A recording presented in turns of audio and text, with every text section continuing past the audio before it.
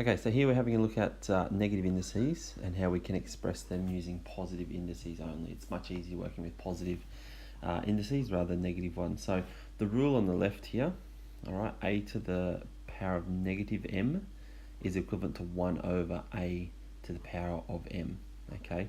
So basically what we're doing here is if we have a negative index on the numerator, okay, because remember, anything that we write, whether it be something like a to the power of negative 4, that is always actually written as a fraction over 1. We just don't write over 1. Now, in order to turn this negative indice to a positive one, we simply go and put that on the denominator. Okay, so we're doing the inverse there, we're popping it on the denominator, which leaves a 1 on top there. Alright, so over on the right hand side here, let's have a bit of a closer look at how this works. If you were to go and put 2 to the power of negative 3 into your calculator, we get a numerical value of 0.125. Now if we go and apply our index law here, 2 to the power of negative 3 would then become 1 over 2 to the power of not negative 3. Okay, remember when it gets put down to the bottom, the denominator, it just becomes a positive index. Now if you do 1 divided by 2/3, we get that same answer of 0.125. So we can see how that works there. It's just that when we're going to work through some of these questions here, we're not going to be able to get numerical values. So it's important that we understand how that works so we can now go and look at some more down here. So we're looking here, we've got half a dozen questions here we'll work through nice and quickly. Maybe you can stop and pause and rewind whenever you need. But we're looking at expressing the following using positive indices. Okay, so every single one of these we want to make sure that it's expressed using positive indices. Now this first one, question A, is pretty much like the one that we looked up here. Alright, so we've got x which is raised to the power of negative 2. In order to make that a positive, we're going to go and put it on the denominator. Nothing on the top, we have to have a 1 there. Okay, across to B, same thing. We've got a negative indice, so we'll put that t to the power 5 on the bottom, and we'll have our 1 on the top. Now it changes when we get down here to question C.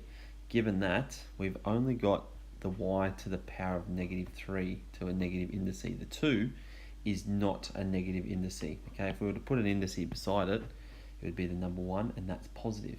So in terms of a numerator and denominator, that 2 already has a positive indice, so it stays where it is, and the y to the negative 3 comes down to the denominator and turns to y cubed. Alright, same across here with D.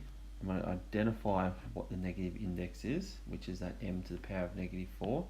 The rest of it is already using positive indices, and we put that down onto the denominator to make it a positive index.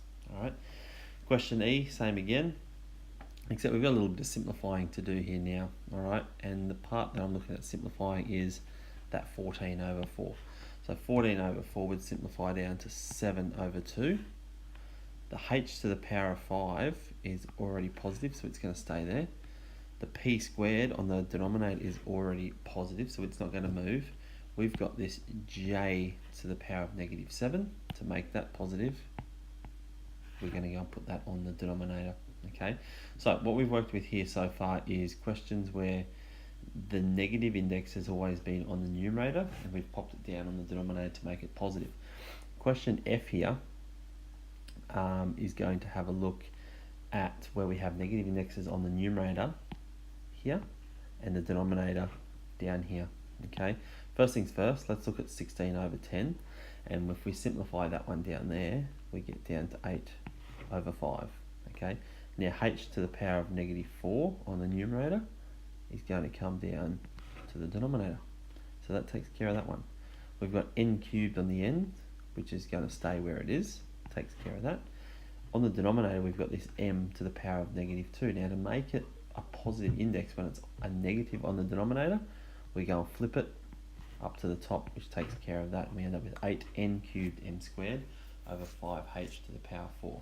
Okay, next video is going, which will pop up on the right hand side of the screen shortly, is going to give you a turn at 4 or 5 questions. Okay, so once they're on the screen, pause it, have a crack, hit play, and check out the solutions.